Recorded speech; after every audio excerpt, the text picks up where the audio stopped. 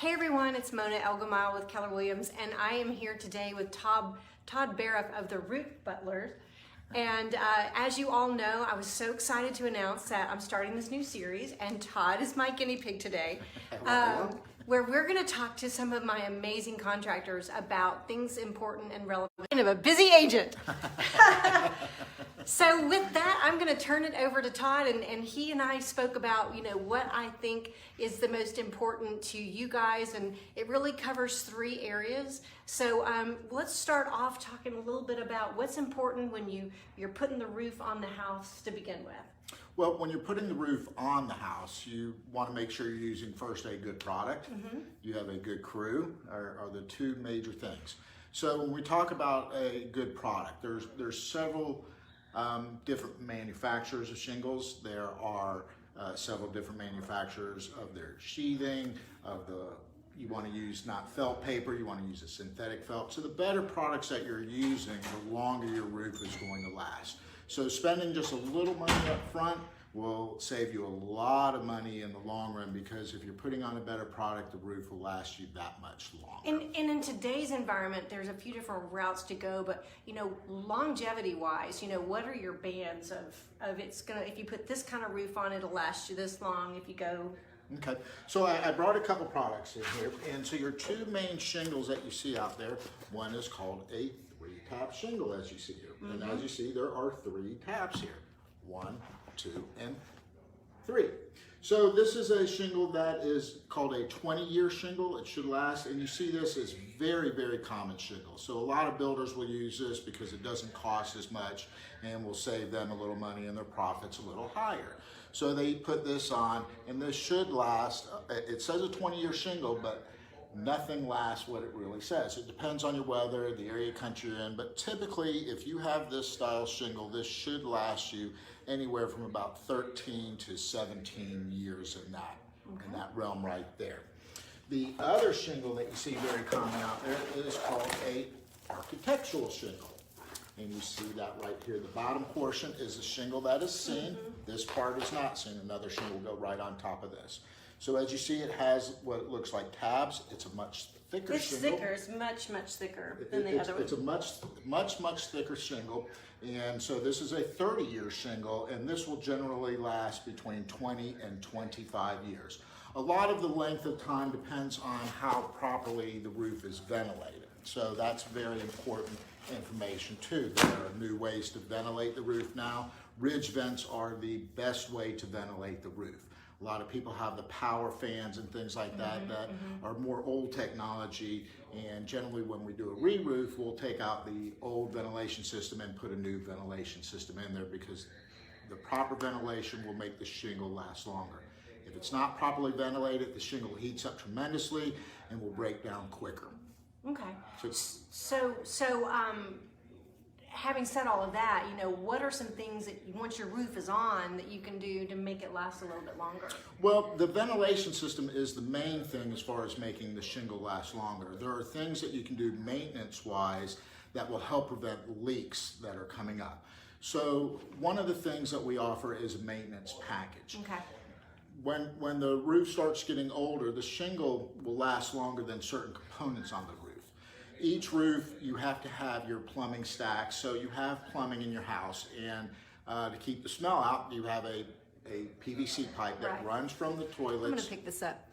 I'm afraid that phone call in there is gonna keep on talking. Okay, and so what we're looking at here is your plumbing stacks come through the roof, and then also you have your heating stacks. Your heating stacks are your car tailpipe. So your furnace burns gas and it releases a carbon monoxide that has to go up the tube and out the roof.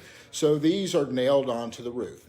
A good example of what we do with the plumbing stacks is, so you have a hole in the roof and the pipe comes through, and then you put what we call a plumbing boot on top of the and the pipe runs right through here, and so this right here will be very tight against the pipe, keeping water out, and this is then nailed to the roof and then shingled.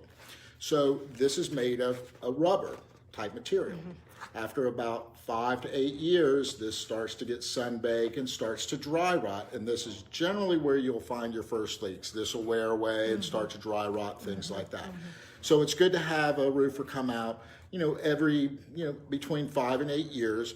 And even the nails will need to be recaulked. So when it's nailed, the nail's exposed, and you put a little caulk on it, but eventually that caulk wears away, the nail rusts, and then as it starts to deteriorate, water gets in and starts to seep in. As this starts to dry rot, water will seep in. So generally, a lot of times your leaks will come from these type apparatuses. So it's good to have a roofer come out, recaulk all your boots, repaint all the stacks that are made of metal with an anti-rust type of paint, and then cover and look for any nail pops and things of that nature that can cause leaks. Okay, because I look at a lot of inspection reports, as you all know, and I see things that come up a lot on regarding the roof, and one of them is that nails need to be sealed. Right, and that is it. So you're always going to have nails when you build a roof. The end of your ridge vent, you'll have 2 nails that are exposed because you can't cover it up with another shingle because then you got to nail that down. So that you'll have to caulk those nails. You'll have to caulk the nail heads around the pipe boots and around the heating stacks. But again, eventually that caulk wears off and the water will come in. And so it's just good to have a maintenance package come out there. Okay, because one of the other things that I see a lot in inspection reports is or not a lot. Okay, let me take that back. Sometimes people put roofs on top of each other. They put their shingles on top of another shingle. They don't take the shingles off. Right, and that is against code in this state. Don't do that. Not that. So if you have a roofer that's going to put the shingles right on top of it, he's building against code. You need a nailable surface, and so when you have 2 layers, you want your nail to go through the decking and not just barely touching the decking. So when you nail on top of another shingle, you're not getting a really good nailable surface there. Okay, so don't do that, whatever you do. Don't do that. So now, moving on to a totally different topic, but I think this is one that's really important, especially in Georgia where we have some pretty big storms, is walk us through insurance-related issues as relates to your roof. Okay, so when you have a big storm, typically what the insurance companies are looking for is either hail damage, or wind damage. So with hail damage, once it's on the roof, and it doesn't matter the age of the roof, hail damage can create damage on any roof, no matter what age. So if there's a hailstorm that comes through and it comes through your neighborhood, the absolute thing you should do is have a roofer come out and inspect the roof to see if there is any damage from the hailstorm. If there is damage, most roofers can walk you through the process. This is what we do. We'll actually get on the phone with the insurance company with you and let them know everything that's going on with the roof. They'll send out an adjuster. We come out with the adjuster to get on the roof to point out the damage, and then they will write up an estimate to replace the roof at that point. The only thing you're really responsible for in that scenario is paying your deductible. So you want to have a lower deductible for those very reasons right there. The other form of damage is wind damage. So winds come along, and that's more on that 20-year shingle, the 3-tap shingle. You don't see wind damage on the architectural shingle because it is a much thicker shingle and it is rated against 130-mile-an-hour winds. The 3-tap shingle is only rated against 50-mile-an-hour winds. So as the roof ages over time, and that's why we say, every 15 years, at least 15 years, have someone come look, the wind will pick the tab up, bend it back, and crack it. And so if the roof is old enough at that point, you can't really repair that shingle because you will create more damage trying to fix that one shingle than repairing is worth it. So a lot of times if you have a good insurance company, they will pay to replace the roof even though there may only be 30 damaged shingles out of the thousands on there. They will say, well, it's not repairable. We cannot fix this. You will create more damage than it's worth. So they'll replace it. Now, there are some very good insurance companies and there are some very bad insurance companies that do not care whether your roof is fixable or not, whether it's repairable or not. So companies like Allstate or State Farm, some of the big ones, will not replace the roof. But you have good insurance companies. Amica, Central, Travelers are very good companies to work with. What about Nationwide? Nationwide's a very good company also. That's good to know because that's so mine. the bad ones are easier to list because there's a lot fewer. State Farm, Allstate, American Family, and Ameriprise are all companies that will not replace a roof. If it's damaged, they'll only pay for repairs, whether it is repairable or not. Okay. So what else, Todd? Is there anything else you want my clients and friends and neighbors to know about anything related to your roof? Well, don't ignore anything that's going on. If you see something wrong with the roof, or if you see a stain on your ceiling, don't just pass it along or wait for it. After some storms, if you're not in certain rooms in the house, every now and then after a storm, just go in and look at the ceiling, make sure there's no stains. Peek in your attic. You can, if you want to go in the attic and take a look. It's really hard though, because sometimes it's hard to get back there. True. You got to crawl through Yeah. the insulation and everything. So if you see a stain, don't panic first off, because if you see a stain, a roof leak is not that big a deal. You need to address it, but it's not going to be like, oh my God, I have to have someone out here right now. Generally, it's a small drip that comes in. Okay. Your biggest water problems is if you have a busted pipe where you have constant running water.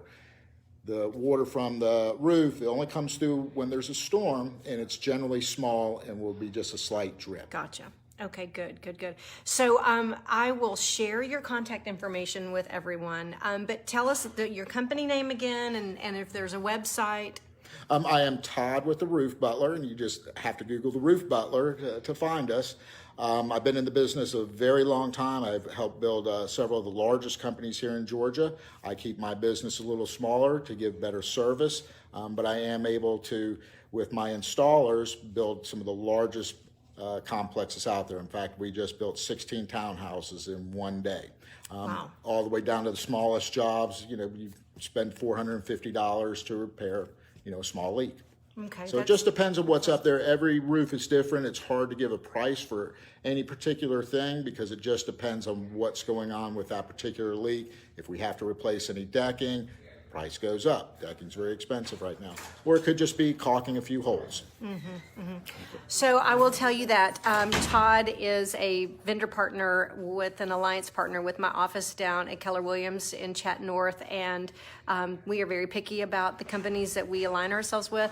I have always found Todd to be very responsive and fair, and his prices are good, and I just highly recommend. So if somebody gets on my video and they get on my vendor list, you can rest assured that they are very, very good at what they do. So I'm so excited, and I thank you, Todd, so much. Thank you for the time and letting me explain and teaching some of your clients about what the roof is about. Yes, and you know what, you guys, we had a little bit of technical difficulties this time, but this is all a work in process. It's great information, and I thank Todd for his patience on being my guinea pig in the first one. And you guys, if there are any questions that you have related to your particular roof, always reach out to me, text me, call me, and I'll connect you with Todd, and I'll share his contact information, and you guys enjoy the rest of your day.